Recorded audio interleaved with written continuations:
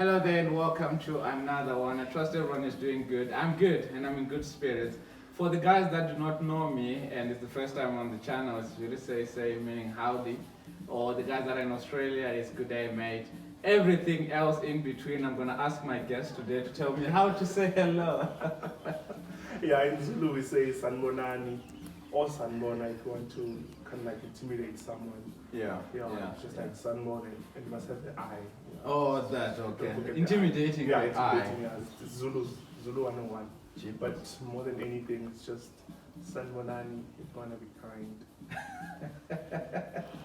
Anyway, ladies and gentlemen, welcome to the Man Podcast. I'm not alone, like I said earlier. I'm with Lelo Mkhize. Yeah, perfect. And that's the time that we clap hands and say we've got a legend in the house. Anyway. Wow, legend, I feel so honored. Wow. Anyway, Lelo, welcome to the Man Podcast. Thank you so much for having me. It's sure. It's been a long time coming, but I'm really glad to be here. Yeah. I think I'm going to say it later on, but you are the first one to come here as you authentically as a man, not because you're a musician, not because you're anything, but because the reason why you're sitting here, you're the first one. So they don't know what we're speaking about. Oh, you don't even know what we're speaking about. Welcome and all done. So anyway, the Man Podcast, man stands for matured, available nature. Wow. And I believe you matured enough to avail yourself to be here and so nurturing to nurture the next person. Sure. So that is the Man Podcast. And when we started the Man Podcast, we were doing it for men. Yeah, because that's the time that men were going through depression, anxiety, and all that. And we were like, no, let's get a platform where men can speak. Sure. But you know it's difficult to get men in one room like you just did now and say, okay, I want to be on the show and I liked you from the get-go. So that's the Man Podcast. Wow. That's what we phenomenal, do. Man. That's phenomenal. And I'd like to say thank you for what you're doing for the men, bro. Like, it's time, season, epoch that we are living in, especially as, I don't want to say black men specifically, but men in general. We are going through a lot of, mental health issues and mental illnesses and going through a lot of, even economically, we are a bit, but thank you for allowing guys like us to come on and actually express ourselves and things of that sort. So, kudos to you, man. The thing is, when we started this, we said we wanted it to be for men, specifically. But I think 5, 6, 7 episodes in, 86% of the consumers were women. So I was like, how is it that you could create content for men, yet women are the ones that are consuming it? So it was a bitter pill to swallow. Like, how do you create something for guys and no one's willing to come into the room? So that's when I went back into prayer and like, Lord, how do I tackle this? And God said, motivation cannot be gender specific. So I was like, oh, okay. From then on, we had women that were coming onto the show. And a year later, we've got a guy that's saying, I'm here and I'm struggling with mental health. I'm a fighter of mental health. I want to be on the show. Like, Lord, what are you doing with me? That's the introduction briefly of what we're trying to do and everything else. Anyway, I know you're nervous. And before I ask anyone or ask who you are and all that, we've got some icebreaker questions. Oh, okay, and, cool. It's a game just to sort of ease the room. Yeah, please. By the way, Lelo has been so amazing. We're shooting this from his house and amazing scenes. You should see what I'm seeing behind me. Oh my word. Anyway, let's not get into that. First question. What is the one thing that you've inherited from your parents or your childhood that you're still doing up to now, but you don't know why they did it?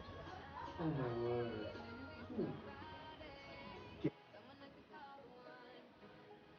And even when it doesn't make sense, my mom would often give away my clothes, like the ones that I specifically wear and love. From a very early age, she would take like a pair that she just bought, and probably I wore it like 2 times, and then she would go give it to someone else's child. And No, bro, it was painful to watch that, but one thing, when I got born again, I got to understand that when you give the best that you are wearing, you know, it's more like the ultimate sacrifice. Like God gave His best, the most valuable asset in heaven, which is Jesus, at this point. And so I correlate that to how my parents raised me. Yeah. So they would always give out the best. So that's how I do things. Like I'm a rock star.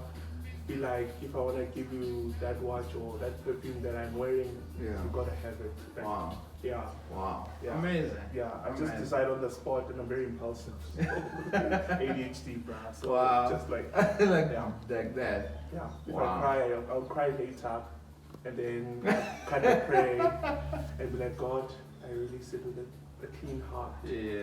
Yeah. Let it do wonders in that person's life. Amen. And I believe it always comes back. Huh? Most definitely. Yeah. Most definitely. Yeah. Most definitely. Yeah. Between shoes and sports cars. Sports cars. Without a doubt. Without a doubt. All day. Bro, all day, every day. Yeah. I wanted to become a race car driver when I was a child. Okay. So cars, bro. Forget. Wow. Red Bull messages, who you going for in the F1? Oh, tough one. But yeah, I think Red Bull is putting all the stops this season, but I still kinda... Okay, you know what? I have a thing against Mercedes-Benz as a brand. Okay. Not a thing, like, you know, but like, yeah, I just don't like them. Is it? Yeah, just because I don't like them. Say Lewis Hamilton, you're still the best. Just say. Yeah, no, you can win as much as you want. But Red Bull has been doing so well. Yeah. Maxi has been really good. Yeah, it started off in a good season. From the time it was Sebastian Vettel, I think. Yeah. That's when I actually loved the Red Bull team. Yeah. But growing up, I was more of the Ferrari. Oh, I see. I see. Ferrari all day, every day. Even the favorite car was Ferrari. Yeah. But now, you know, the new key players are coming in, your Koenigseggs, true. Yeah. And they're doing equally as well. Really, like the material they use on their cars, like Pagani. Yeah, like Pagani is coming, so yes, it's bigger. So really big, supercars, really man. Yeah. In fact, hypercars.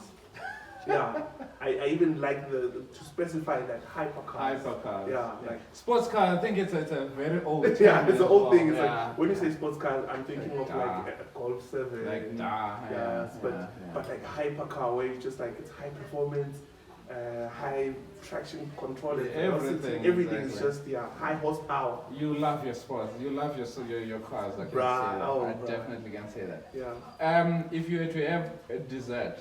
For 30 days non-stop, never leave it. Which one would it be? Oh Lord Jesus. Chocolate ice cream. Jeez, okay. Death by chocolate ice cream. All day. All day, every day, morning, afternoon, night. Chocolate ice cream. Wow.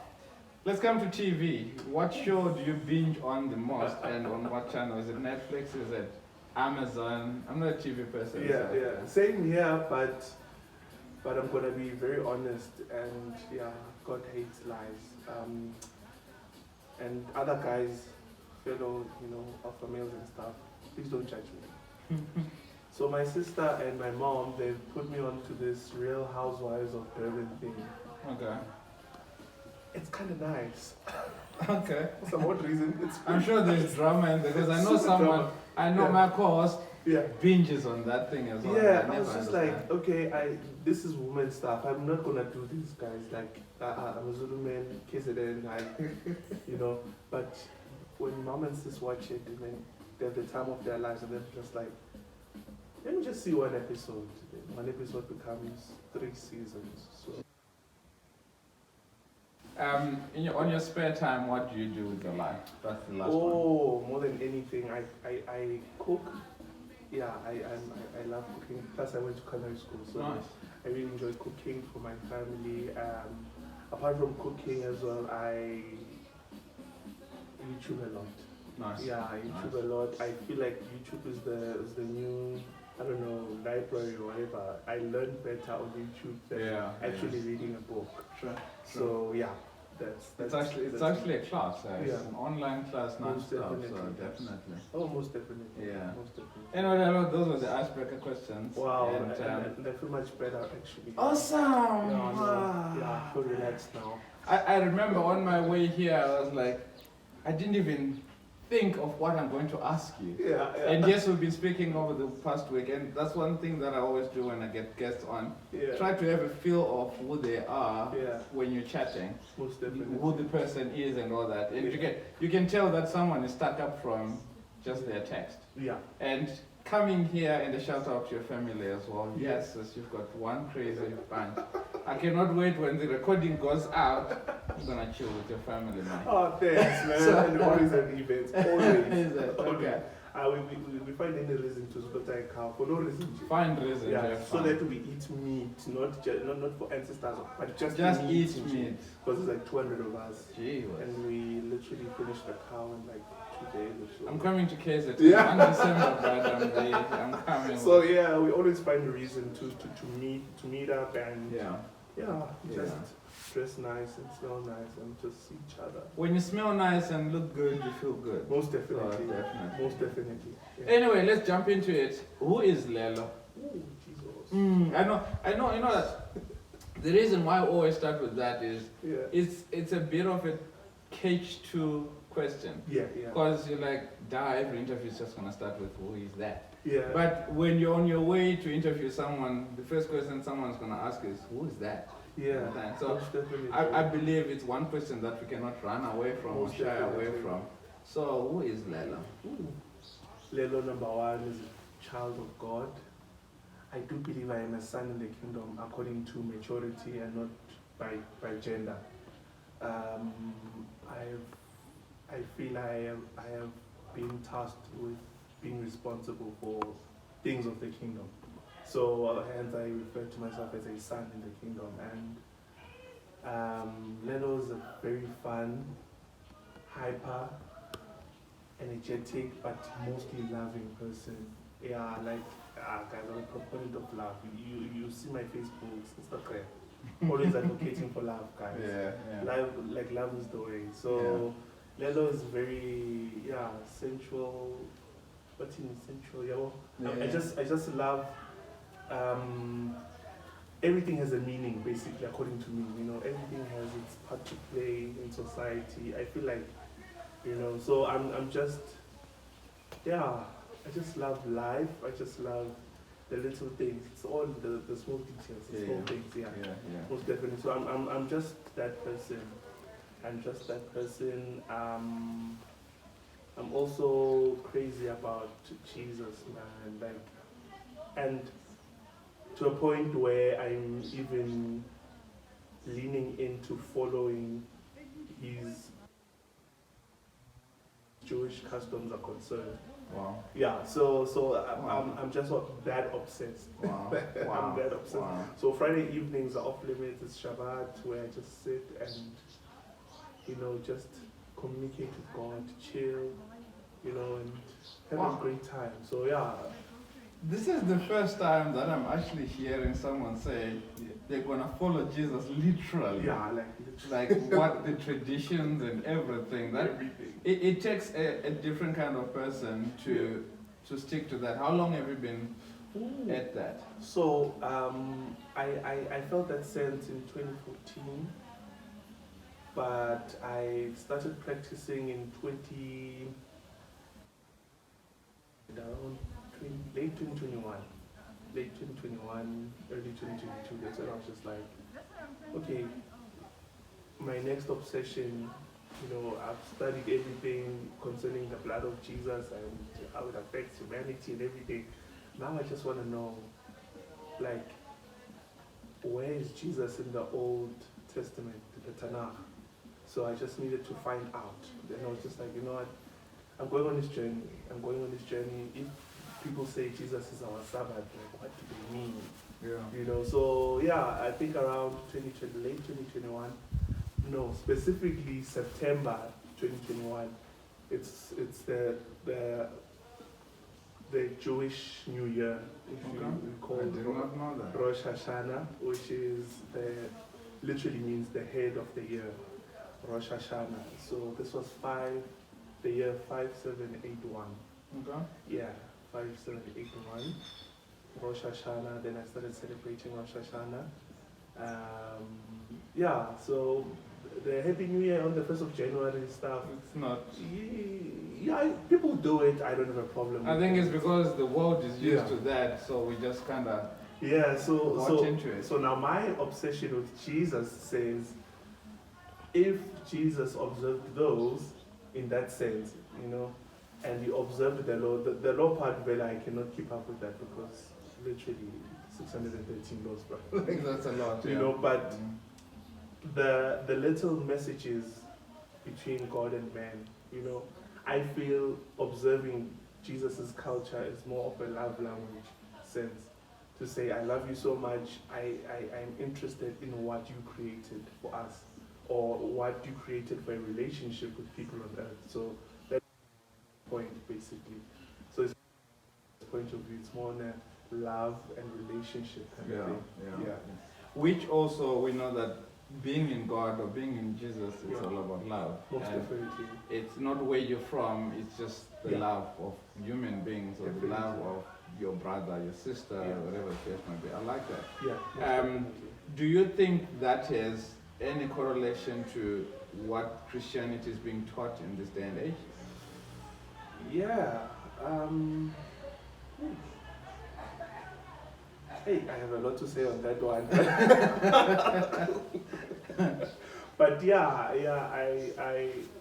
but I feel like now we are moving away. We are in an epoch where we are moving away from the love of God towards man, and we kind of are in the motions, especially the Christian faith, like the motions, we just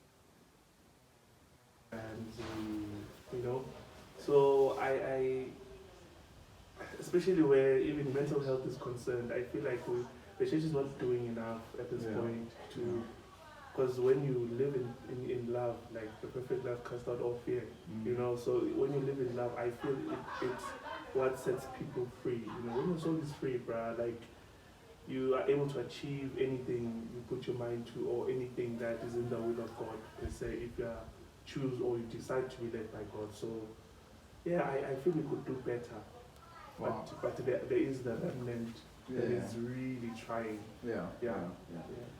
We come back to, you touched on mental health, and I was going to get into that. And the reason why we're here is because you lifted your hand and said, I'm going through this. And not because you're a victim, but because you want to impact the next person, or to strengthen the next person that may be going through what you're going, or something similar, whatever the case may be.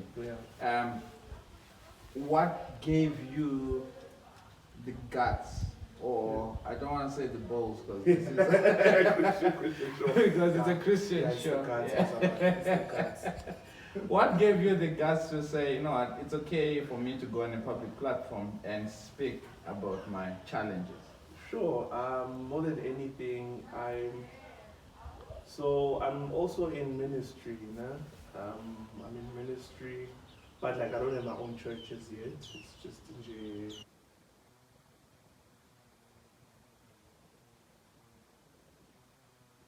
it makes you kind of feel like you need that special attention from your leader, so being in ministry of that sort, more than anything, I felt like,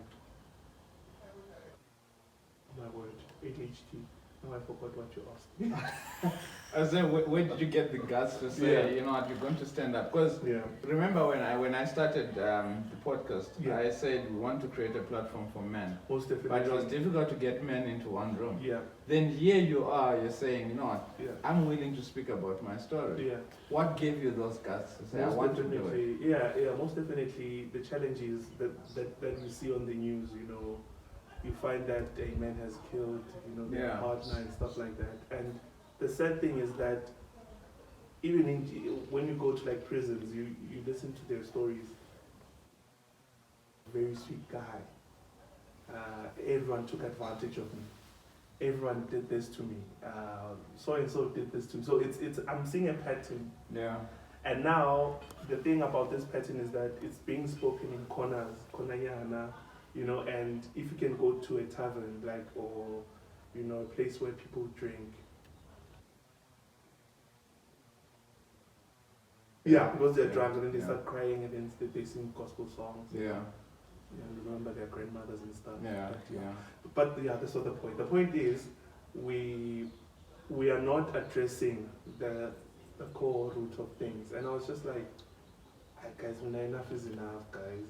Yeah. Enough is enough. Yeah. Our great grandfathers are repeating, our great grandmothers, grandfathers did also. Fathers are doing it now. Oh, at that time, now it's us. We are doing it again, and now and it's becoming worse. Yeah. It's becoming worse. And I'm just like, guys, if I can be able to change one man's life to be better, understand? Yeah. I'll do that. I'll do that. Yeah.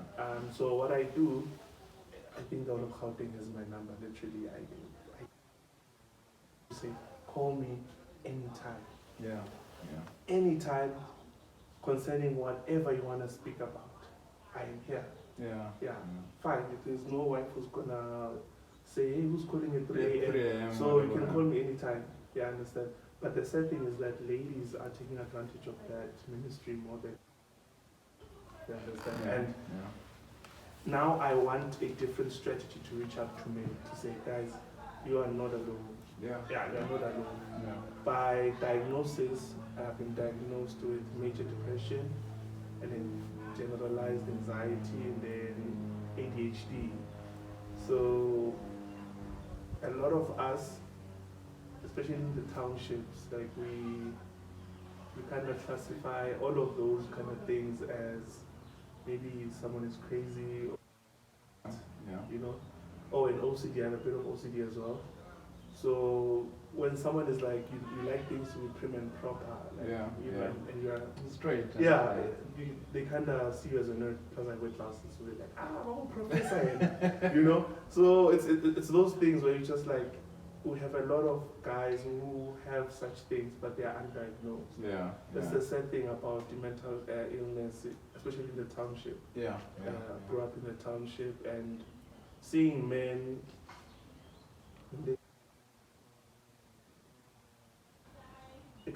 Growing up, it was a tavern, so you would see the same faces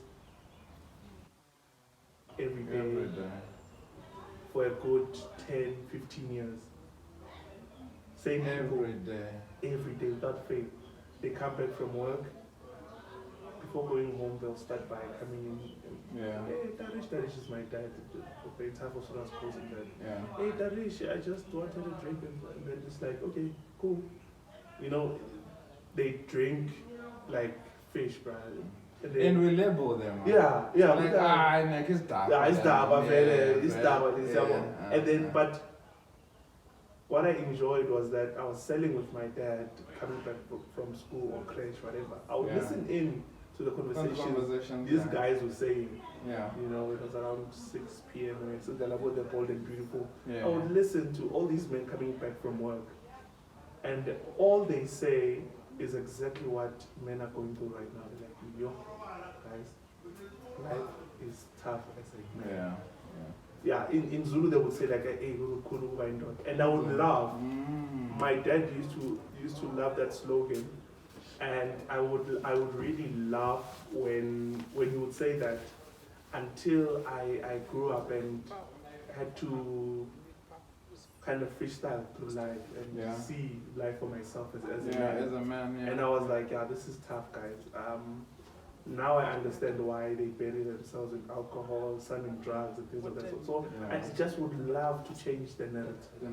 More than anything, I would love to change the society. We are having a society of tons and tons of fatherless children. Homes that are headed by women. I'm not saying women are incapable or anything of that sort. But we are not doing our part, man. We understand. And now the funny thing is that even with social media, we are also clapping to fish for swimming. You understand? But then it's a fish. It's supposed to. It's supposed to swim. You understand? So when a man takes their child out for ice like, cream oh, date. so cute. Oh, such a good Yeah. dad. He's He's supposed to be the one doing it, actually. Yeah. You know, so yeah, those are the kind of narratives I'm trying to, you know, push in a sense, but in a godly way where we incorporate or do everything all on the foundation of love. Love is the standard, you know. True. Love is the standard. God is love. Christ is love. So love is always the standard. Yeah. When did you realize that you had ADHD? Were you diagnosed with ADHD as you were diagnosed with depression? That's when you were an adult, or you grew up as a young kid with ADHD? Sure, bruh. This is a very sad story. Yeah. I don't want to cry, but yeah. We got guys that come and cry, bro. Yeah. The more you cry, the better, man. I know, I don't want to do my makeup, guys. Yeah. I'm just, no, you know how it happened. Just quickly, a minute or so of the story. Growing up, I grew up thinking I was dumb. I failed so much at school. I would come back with my report card, like on math, like 1% for the term, like the entire term. Yeah. And I got kicked out of math class in grade 10, got kicked out of accounting class in grade 12. It's not a new subject. Yeah. So, growing up, I would nod in class. I wasn't naughty. I was a very quiet kid. I would nod as if I understand, but my mind is not even here, bro. Like, literally, I'm in paradise. You're not even there. Like, I'm living my best life, bro. Driving a red Ferrari and stuff, but I'm in class. But in class. Yeah, but simply because we were subject to corporal punishment. You had to be like, yes, I understand. It's amazing how we always looked at those kids that when we grew up, we used to have groups. So group 1, group 2, group 3. Most definitely, depending on your skill level. Or your performance, so to say. And I still remember group 1 and 2, the teachers' attention was on those 8. I think we were 4 on one desk. Oh my so group 1 and group 2, all the attention is on them. Then there is that one in group 8, like, man, they just get chucked into the last class. And, damn, we know, and the photo store, he's always running around. Doesn't listen, man. Like, there's too much energy for what? Because, damn. Hey, I understand. Why I turn the attention, and why is it going up and down? I find, by the grace of God, I passed my matric. Never failed at school, at least. Got condoned a lot of times. But passed matric. Obviously the marks couldn't go to varsity, so I had to go learn a trade. That's where I went to. That's how I ended up in culinary school. Because when I was kicked out from accounting class, I ended up in home economics class. So that's when they were like, oh, so you're good at making custard. Wow, shame. Nice. I was like, okay, I'm gonna be a chef. I'm gonna be the best chef there is. Which brings me to not every kid is going to go the route that the society entails. Most definitely. Not everyone's going to be a doctor. Not everyone's going to be an accountant or a lawyer, whatever the case may be. Some are going to be mechanics. Most definitely. Or some are going to play sport. Let's understand that yes, they may fail matric or they may not do well in academics, but there's still something. I don't believe God can give one such a challenge and there's nothing there for them. Then there you are. You love in cooking, you start home economics. I started home economics. I aced the class, literally top of the class. Matric comes, get our results. Now, mom and dad have divorced at that time. No one is working, couldn't find money to go to culinary school. So, we prayed, fasted. Luckily, my late aunt, may her soul rest in peace, she hustled money. I make it to Capsicum Culinary Studio. Get there, bruh, shut the whole school down, man. Like, top of the class as well. Wow. Life is good. You're killing it. Bruh, I'm making mayonnaise from scratch. I'm that guy. Everyone is just trusting me with everything, And in that, I thought I loved cooking because I was, doing good at it. Because I started cooking from a very early age. So, fine, I graduate. Now I need to go get a job. I can't find a job. And trust me, around 2015, 2016, that gap, that era, it was that space, that hospitality space. Hospitality was like booming. Like, yeah. You remember those arch was like building new hotels. So there was supposed to be work. Yeah, there was work was there. Yeah. But I couldn't find any, and I was like applying. And I felt that that's where the depression actually kind of grew. Yeah, that's where it kind of grew. And I stayed for like 2.5 years. And mind you, growing up, I wanted to become like your economist and, you know, do accounting and things of that sort. Fancy stuff. Yeah, fancy stuff, because I obviously. Because that's what you see. Yeah, I like the guy in the SAPC who does the maquettes. Who does that? Yeah, when maybe I go to school, I will see him at 1 o'clock. He's doing the maquettes. I want to become an economist. Well, I want that. Yeah, and wear a suit and be on TV. And tell you how much you guys are losing. Are you losing money? Yes, exactly. I wanted to be that person. Is doing this. And, the economy. You understand? Yeah. So I get to that, I failed obviously, and my dream had to shove it in dustbin. 5 years later, what happens is God opens a door for me in one of the big accounting firms. I start off as a junior administrator there. I'm 22 years old at that time. Junior administrator, probably the youngest in the company. Yeah. 6 months later, I'm promoted to consultant. This is all through hard work. Bruh. Mind you, it's an accounting firm. I'm just...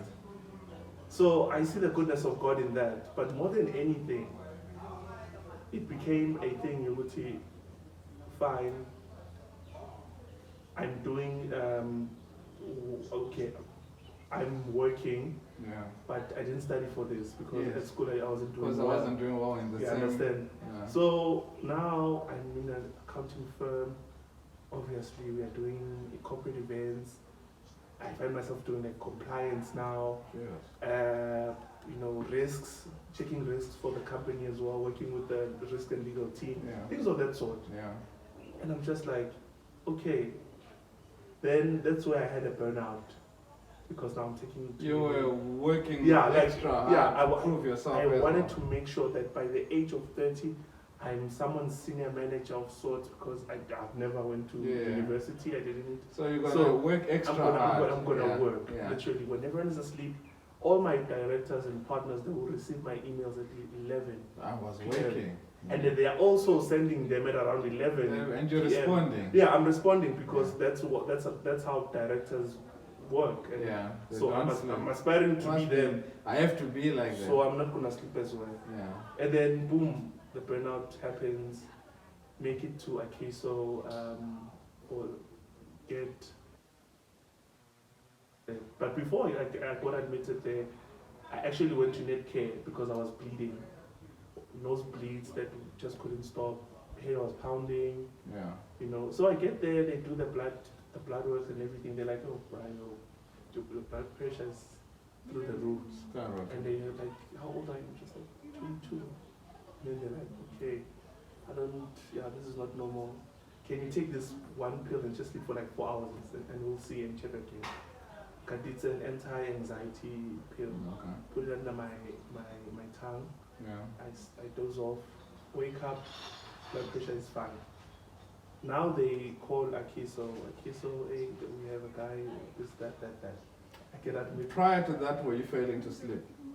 I had insomnia growing up. I had insomnia. So even with the whole thing of working around the clock, I was just trying to kind of, you know, So I get to Akeso. That's when I got the official diagnosis. This was in 2019. No, 2019 I was 23. Like I was fresh. But I had the standard. I know 2023. I need to work that hard to get that Ferrari or whatever. Yes, yeah, yes, but I need to get myself something, a Rolex or something. I need to work hard to prove that I can do it. I can do it. Even though I don't have a university certificate, but I can still do it. And I'm gonna prove to my teachers, and I'm gonna go back there, and I'm gonna give back. I did it. Yeah. With my fancy suit. Mama, I made it. Yeah, literally, I'm gonna go back there and show them Uti. Yeah. You know. So it just so happens that get diagnosed, and then the ADHD thing, they pick it up to the 21 days in a so like high schedule medication, schedules.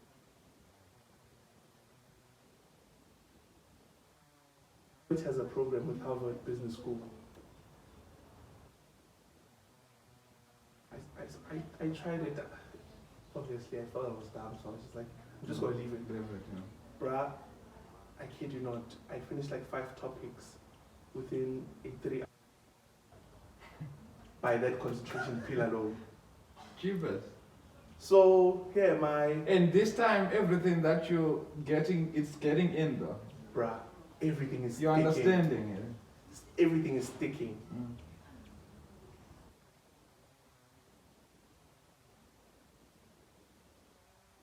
Guys, after 23 years. Exactly, only realizing that now. After 23 years. I'm not stupid. I'm not stupid, guys. I cried. That entire night, bruh, I cried. I was like, all my life, I've known myself to be stupid and dumb. Bruh, I could have been far. That's how I felt at the time. Yeah. Like, I could have been far. I could have been far if only it was diagnosed earlier. But now the sad thing is that it couldn't be diagnosed earlier simply because the resources were not there. We were no, my mom had medical aid. Okay. Yeah, she was working at a bank. Life was good. Yeah. Not. Life was okay. Yeah, it was okay. Yeah. So the thing was, the discipline we got, even from mom and dad, the discipline that says, sit still. But you can't. What's your problem? You're not telling yourself not to sit still. Like, I don't know what's happening. I just feel like I want to run. Hey, run for what? Sit down. Hey, I must Hey, what's the problem? And then I'm like, but I can't sit still. I can't watch TV. You know, so those kind of things you learned over the years, even getting to school, you learn to sit still. And understand, and be like normal. I understand, be like normal kids. So now, I'm like, okay, so what do I do? I now have this medication, and I go back to work. I'm taking on more duties at work because you can concentrate now. Yeah, now I can now concentrate. There's self-belief bruh. Superman, I mean, drink the pill in the morning. You're good. Drink the pill in the morning, a nice cup of coffee, wear my nice shirt, bruh. Smell good, you're going. Bruh, life is good. I'm going to work. Yeah. Come on, hello. Yeah. Sunglasses, I walk into the office. Yeah. I'm helping everything. I'm helping everyone. It's like you want a drug or some sort. Bruh, I'm happy. Like I'm also happy, mind you. Now the anti-anxiety, I don't have anxiety, so I'm not even scared to walk into the deputy CEO's office and say tell him, that what is happening is that our department this and that and that. You're not happy with 1, 2, and 3. No, I was coming up with solutions. Solutions. I was like, you know what? It would be best if we could get team XYZ talking to each other in order to achieve 1, 2, 3. 1, 2, 3. You understand? Mind you, I'm like the youngest in the company, bro. Yeah. Yet you're energetic. Bro, I'm the rock star. Couldn't let her forget. Yeah. So it just so happens then COVID happens. Level 5, they shut down the entire thing. No more events now. I was doing corporate events for C-suite executives. That's how they trusted me. Literally, like all the CEOs of the top 60 of the JSE, they would literally come to our events, literally, and I would be part of the organizing team. Those big events. And I would actually be like on the floor. They're like, Lelo, be on the floor and go talk to them. Wow. I was at that point where I'm just like, hey Basi, how are you? And Basi's like, Lelo, it's a thing. Yeah. So fine, it happens. COVID happens. They close down the country. You get retrenched. go back to the market because number one, everyone. You don't even have certification. Qualification. Yes, yeah. You understand? Yeah. Qualification. I chill for a good 2 years. Now I'm seeking God's space. Coming hard. And the calling of God upon my life to be a teacher of the New CFCI Bible School. My man. Bah! CFCI. School kids. We're teachers of the word. Yeah, like with the teachers. Teachers of the word. Yeah, right. Yes, you go off saying, man. Yeah. You got 3 references to the same scripture, and you need to make sure that you break it down to the last bit. Literally, like, guys, today we're gonna preach on in the beginning. Yeah. In the beginning. Full stop. Leave it there. Father, we bless the name of your word. And I do not trust on my own limited abilities, but I trust on you. Yes, Lord. Yes. Yeah, if you feel comfortable, just lift your hands. Apostle Theo. Best guy. He literally gives us a bursary that year. Wow. And I'm like, wow. Apostle Theo. Wow. Me outie. Me brewery. Hey, me brewery. You. Yeah, so with that suit, man. Brewery. You know, so it just so happens that that's how I kind of found my way into the ministry. Okay. You know, so, and adhering to the call of God, God starts, you know, for some odd reason, they just trust you with their business. We started HR company with my other sister, older sister, Rio. Yeah, I built the framework. Mind you, never been to business school or anything. But making it work. Framework, it works. You understand that she's running with it now with other people. I move on to other projects. I move on, you know. Now, currently, I'm filling a portfolio for Optosphere.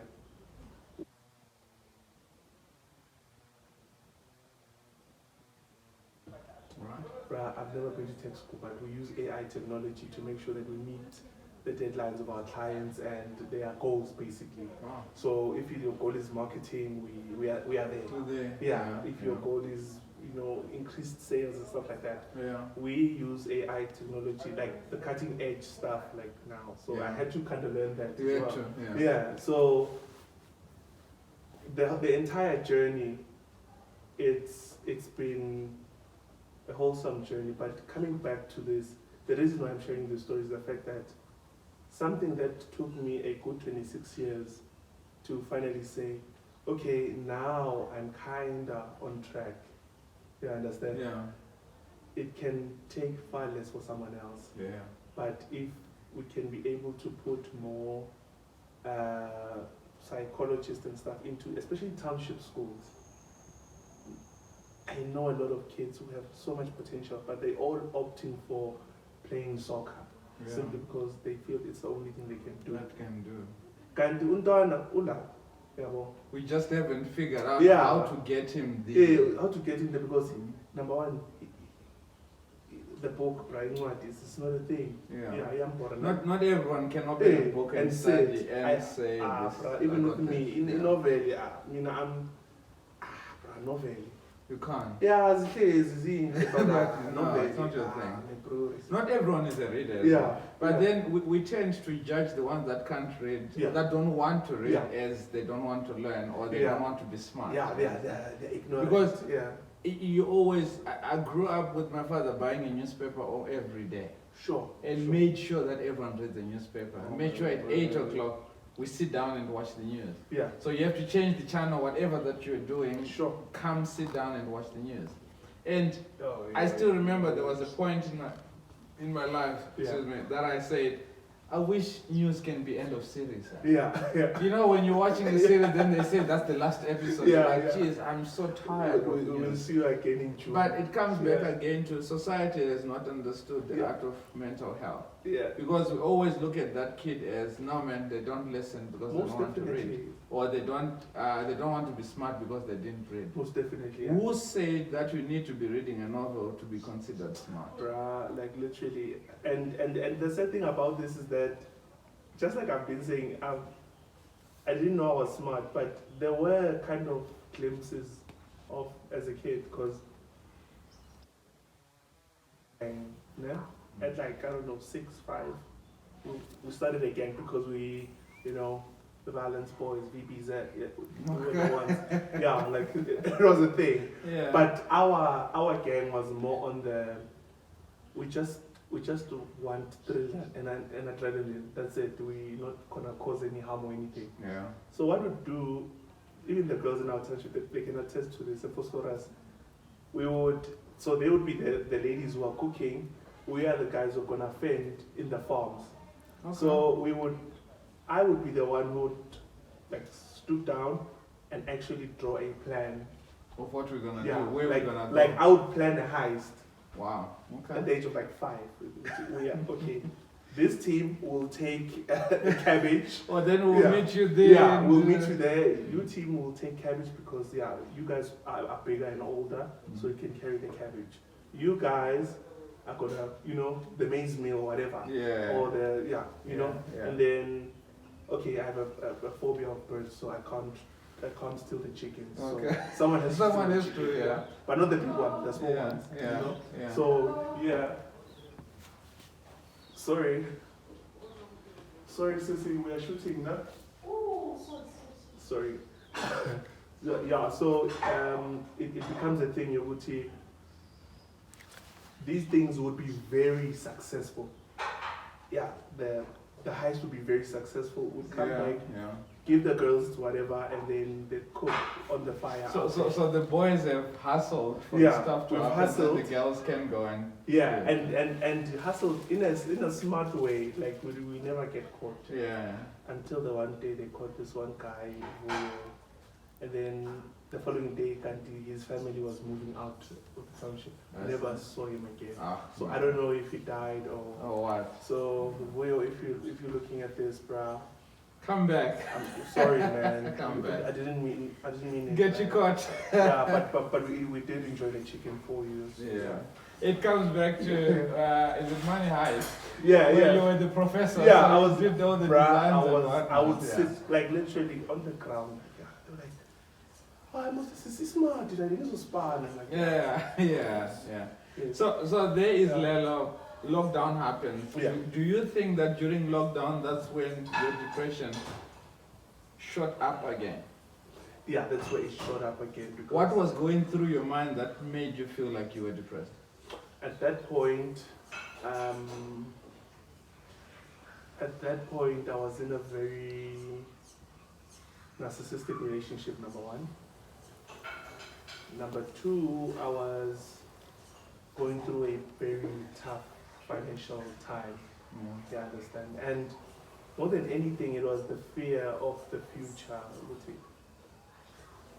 What will happen in the future, like in the next coming 3 years, if this is moving, and even tech now, everything is moving to tech.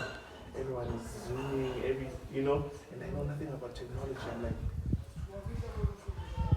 what will happen to me? You understand? Then I tried to go back to the hospitality field. Still, God doesn't open the door there. And I'm just like, okay. And then I realized, okay, more than anything, I just need to sit down and listen to God. Now, God is sending generals in the ministries all around to speak a word, to say, hey, God is going to use you, bro. Yeah. God is going to use you. But the challenges you're gonna face, bro, as a young kid, as young as you are, bro. Yeah. You are in lockdown. You're not getting you're not getting money, obviously. You have money, but then no money is coming in.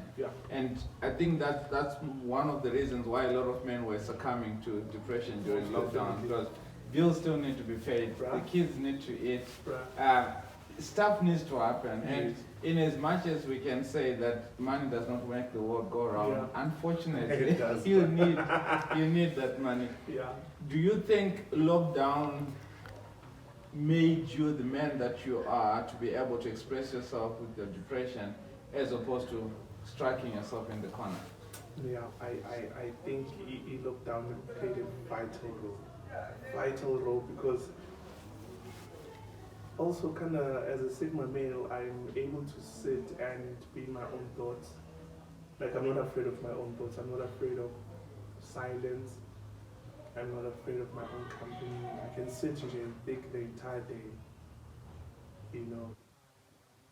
negatively, but to strategize, see where I can improve all the time, So at that point, I was just like, as much as I'm job hunting,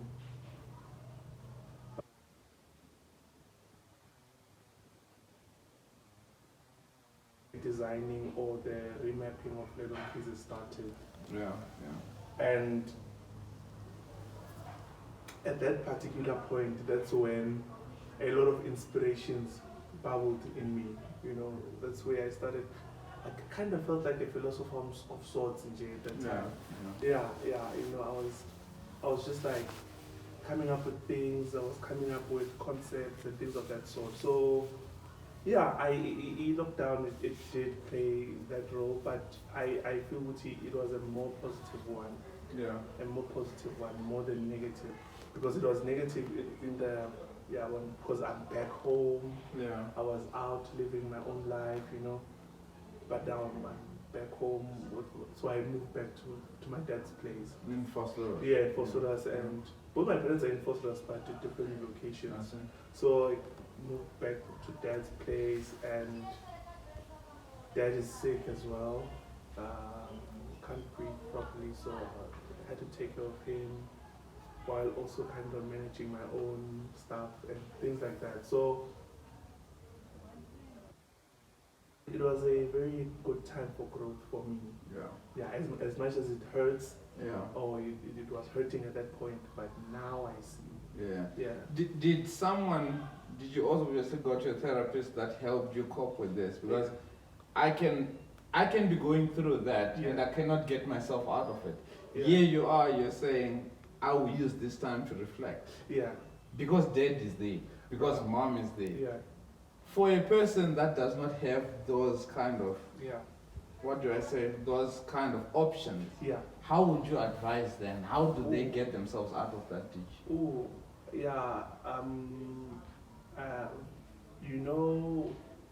When I lost the job, obviously there was medical aid and stuff like that.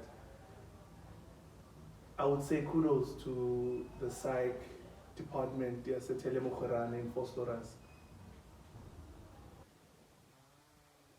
They were there for me. I want to lie. Like my doctor, still till this day, Dr. Nelisiwe CBC Zimo.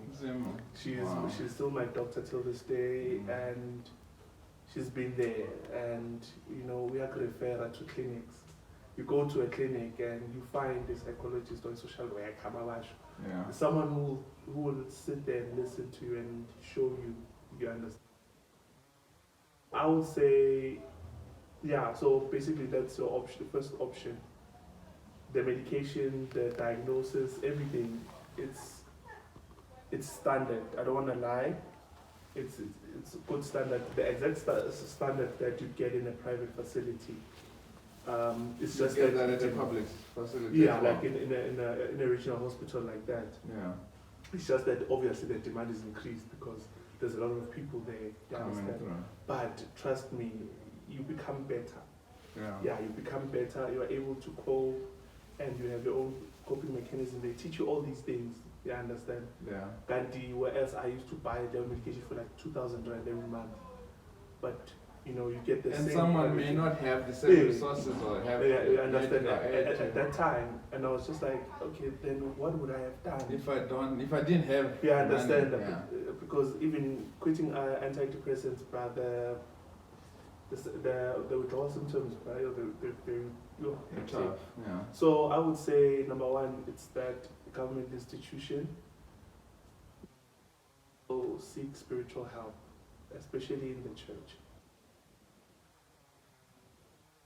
Like one lady on my threads who will cancel the living daylight out of you. Yeah. Church is always there's then one lady. Yeah. But you'll always. I just say that, Nje. Yeah. But there's always someone who's willing to listen.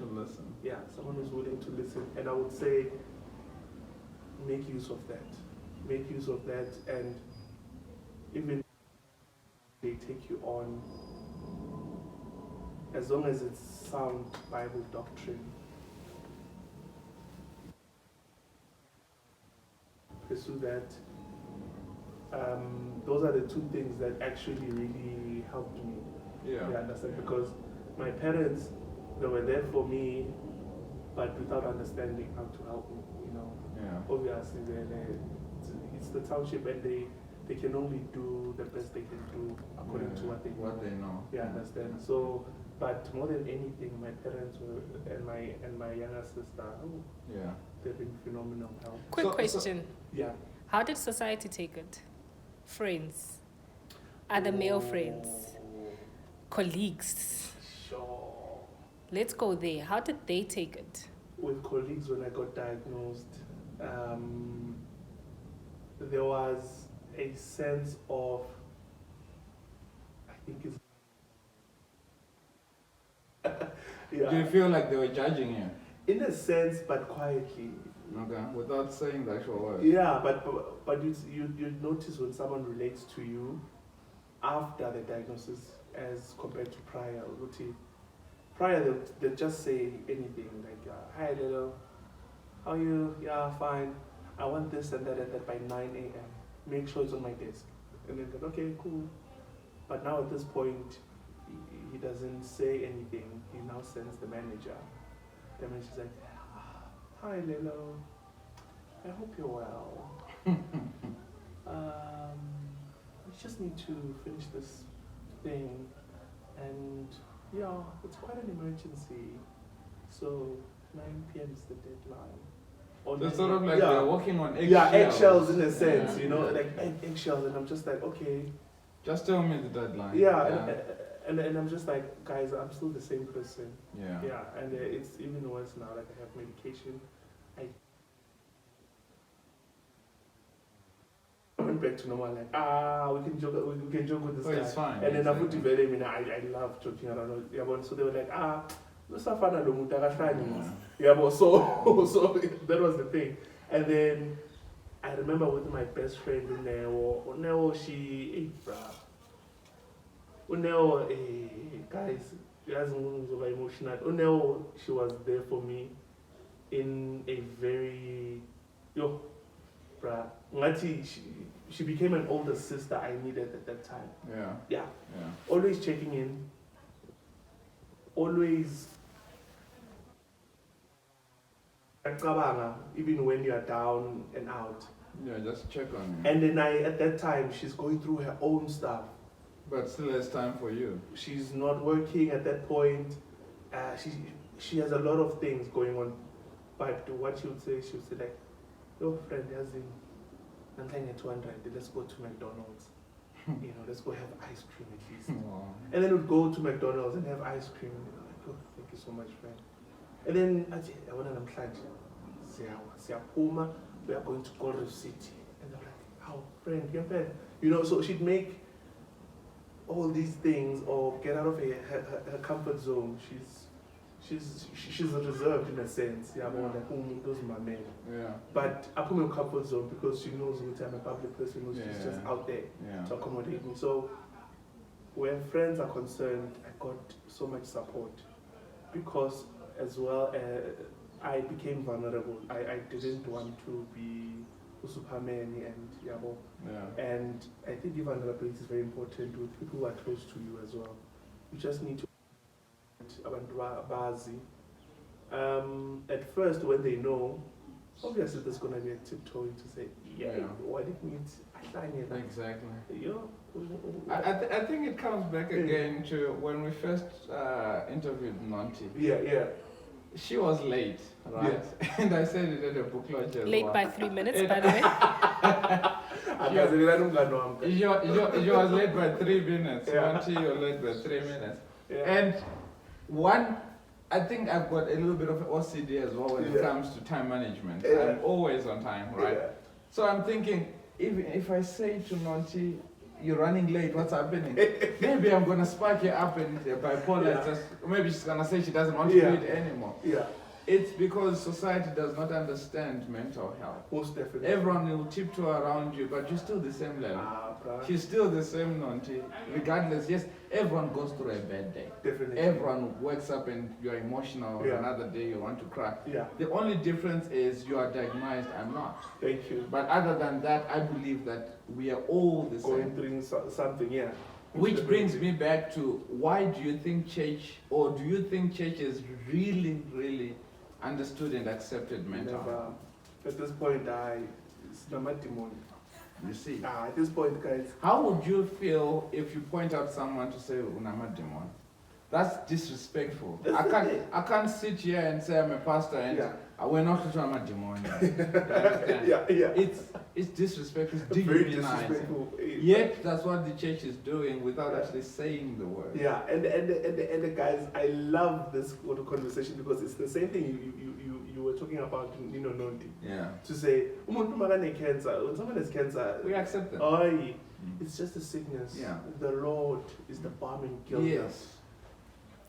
They will be fine. Yes. They will be healed. Call on the hand of the Lord. Yes. Stretch it out according to Acts chapter 4. Yeah. Verse 30. Stretch out your hand, Lord. But mental health. I mean, it's demon. No, not demon. You don't have faith. Yeah.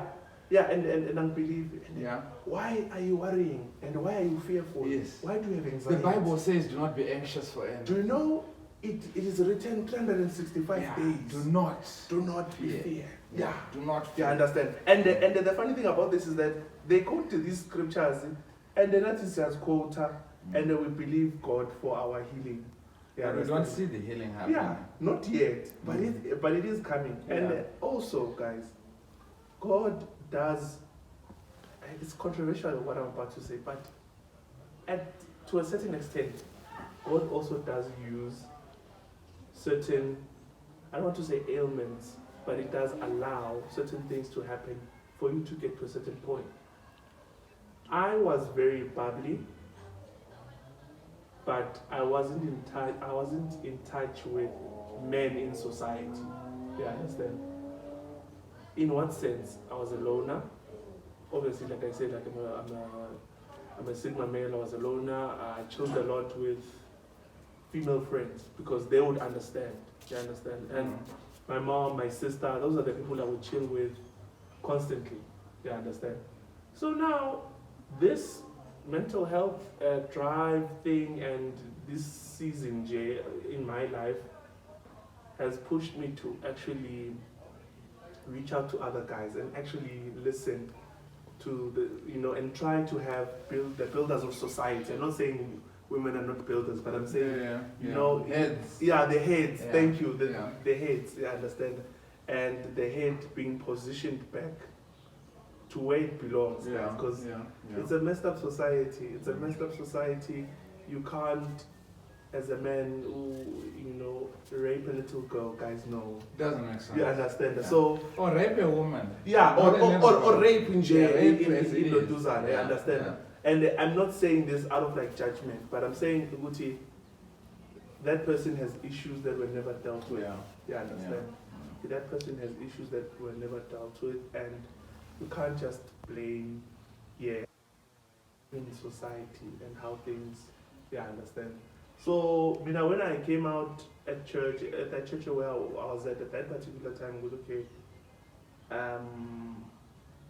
Guys, I'm hospitalized for 21 days. I've been diagnosed with depression and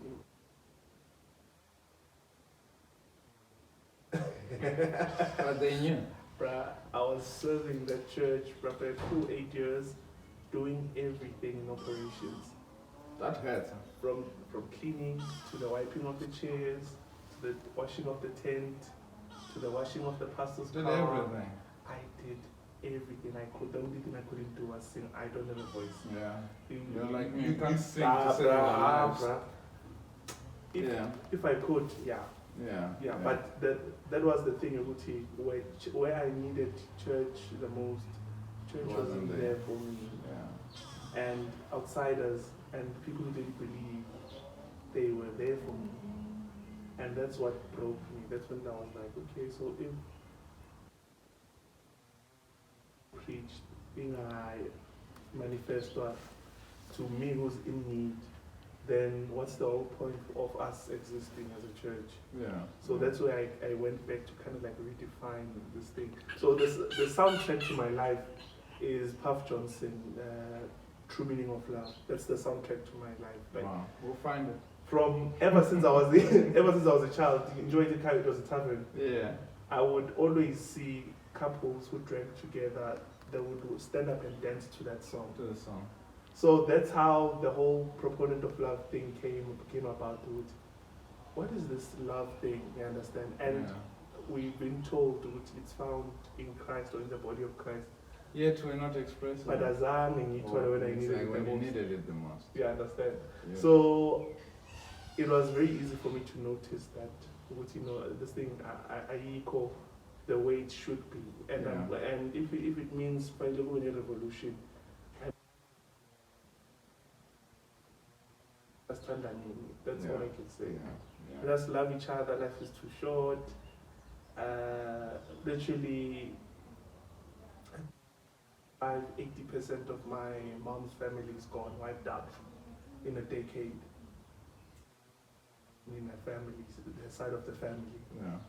Her siblings. You understand? Life is too short. I had to learn that at a very early age. Things that also contributed to depression. I felt like I would constantly lose people in my life. Up until God reassured himself, I will never leave you nor forsake you. I will never leave you nor forsake you, and you have a family when you are in need. And now I have brothers and sisters. Definitely. Yeah, understand that I can talk to anytime. Anytime. They're like, there's a gig. So my family right now, I do have family, but my closest family or relatives are actually people who are not related. Not even blood.